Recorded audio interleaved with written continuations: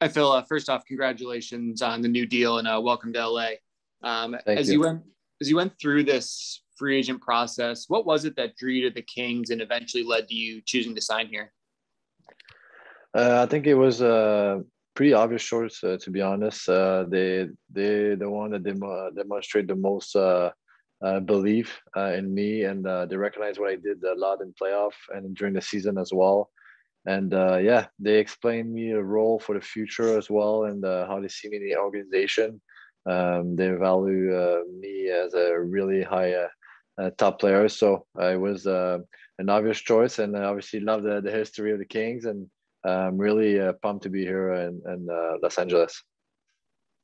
Reputation on you coming in as a strong two-way game, someone who can contribute at both ends of the ice. How would you maybe describe your own abilities and what you think you bring to the Kings?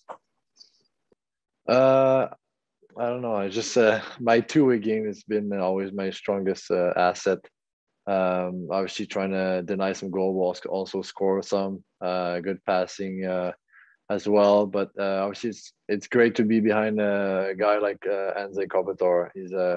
He's been a Selkie winner last couple of years, and Selkie nominee as well a couple of times. So it's a really good model for me, and obviously can release a little bit of pressure off his shoulder and checking some big lines and big players every night. So he can focus more on his skill asset offense. But yeah, it's very proud to be there. Appreciate that. Thank you. And congrats again. Thanks, Zach. And before we continue, just a heads up that we're going to start with the English questions, and then we'll save any questions in French for the end. So we'll move on next to John Hoven. Hey, Phil, congrats. Welcome to LA.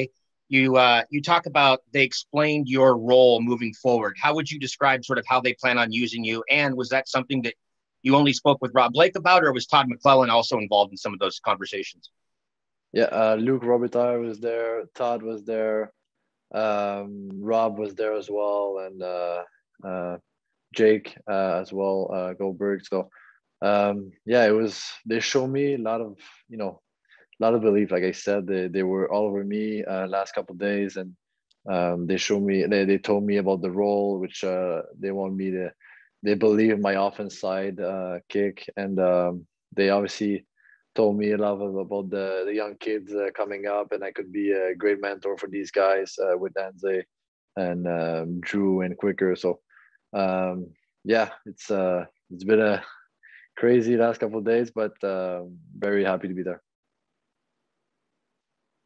And when you talk about sort of the history of the LA Kings, I would assume you're referring back to the 2012 and 2014 Cup years. That was a while ago. If so, when you look at the prospects and sort of look ahead, you mentioned Kopitar, but what about the opportunity to also maybe mentor a guy like Quinton Byfield?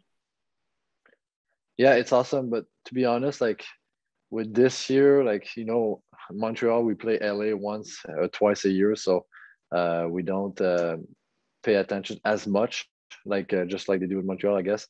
But haven't seen Quinton perform as well, so it's like a fresh start totally. And obviously, with the pandemic this year, we didn't see each other all year, so it's a fresh start, and it's very exciting. But I'm sure Quinton's an awesome player. I can't wait to see all the boys down there and just talk it out and see the potential. And but yeah, and get back on a compete level as well. I know that they want to make the playoff, and I really want to touch that cup one day as well. So it's going to be a very good year. Appreciate it. Thank you. Thank you, John. Next up is Dennis Bernstein. Phil, you talk about your two-way game. You only scored 6 goals this season, playoffs and regular season combined. Is your focus going to be more on your offensive game and try to score more here in Los Angeles? Well, obviously, I don't want to put that pressure on my shoulder right off the bat, but I've always been really hard on myself to create offense, which sometimes you're getting put in a situation that you can't create too much offense. I never played power play in Montreal at all, so I try to create as much as I could, even taking draws only defensively. So sometimes it doesn't happen that way, or a team doesn't see you that way.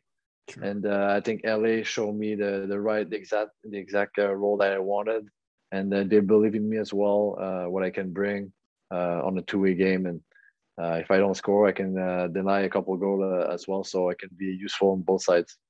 Phil, you played 5.5 seasons in Montreal as a French Canadian player. What was your experience like playing in Montreal for that time?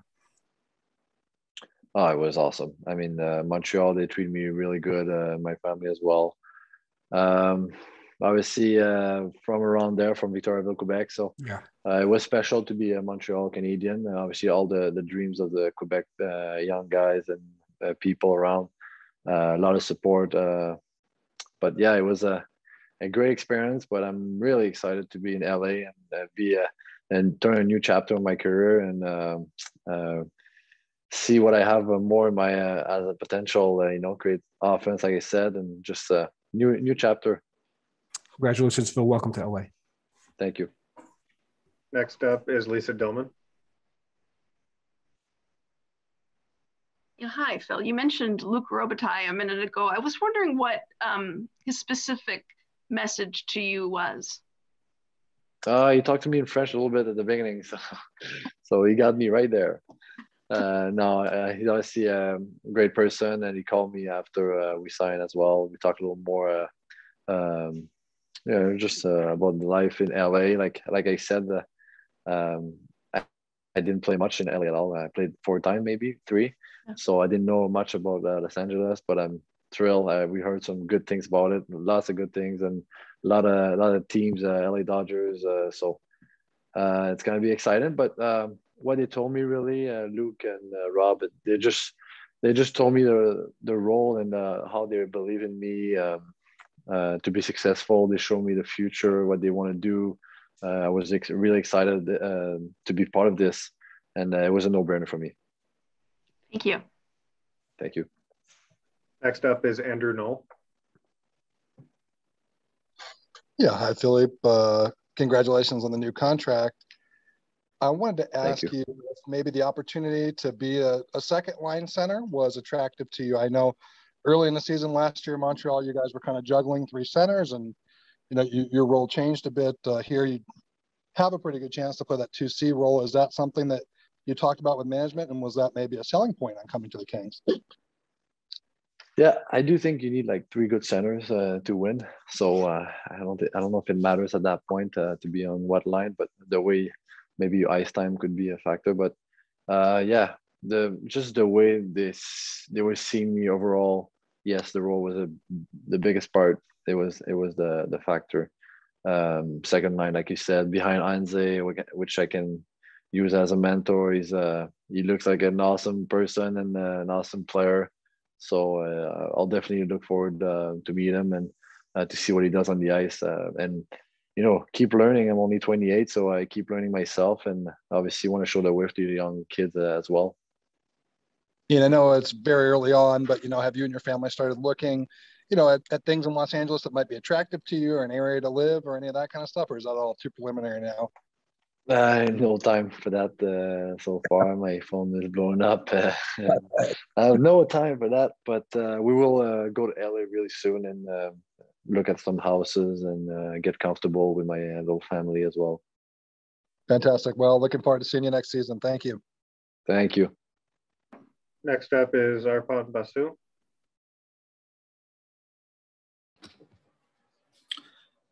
Hey, Phil. I'm used to speaking to you in French, but I guess I'm not allowed right now, so we'll have to do it in English. Listen, we just spoke to Mark about how things went and how nothing was talked about since last September between you and the team in terms of a contract.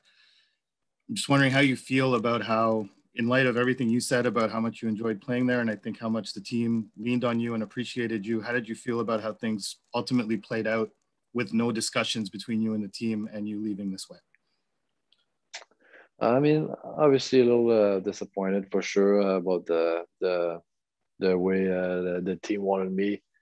But I understand that part of the business as well. It's I'm not mad at them, and I'm sure they're not mad at me, but it's part of the business, and they took a turn for the young guys, and they took some other decision other contracts to get instead of me. So it's okay. It's part of business. And like I said, Montreal treated me really well. Jeff Molson was awesome for us and my family. Yeah, it's been a lot of fun. And obviously, we finished really strong in the Stanley Cup final. Not enough, but really strong and very good memories I'll keep from Montreal. OK. Merci beaucoup, Philippe, et félicitations. Bonne chance à Los Angeles. Merci, Arfan.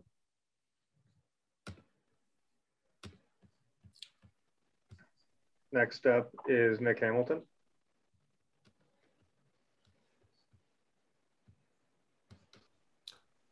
Hey, Phillip, congratulations and welcome to Los Angeles.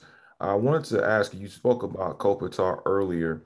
Specifically, what is it about his game that really resonates with you and you feel like you can build and learn from to enhance your game this coming season?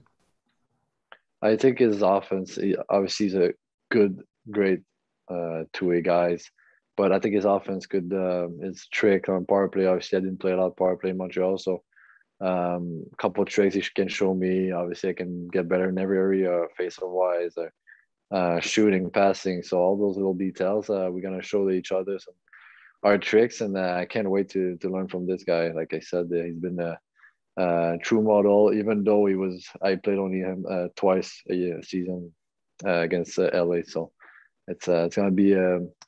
Can't wait. Thank you, and again, congratulations. Thank you.